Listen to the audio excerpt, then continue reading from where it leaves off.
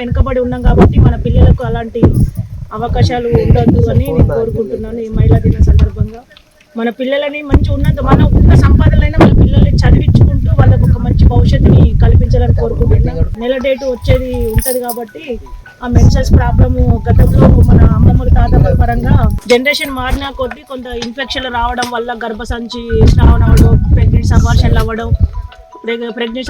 అవ్వడం, గర్భసంచి ఆపరేషన్లు అవ్వడం, ఇవన్నీ ఇన్ఫెక్షన్ల ద్వారా వస్తుంది. కాబట్టి ఇప్పుడు కొత్తగా కవిత మేడం మన కావ్య మేడం గారు ఒకటి మనకు ఒక మెన్సెస్ ద్వారా కప్స్ రూపంలో మనకు ప్యాడ్స్ పెట్టుకోవడానికి అవకాశం కల్పించారు.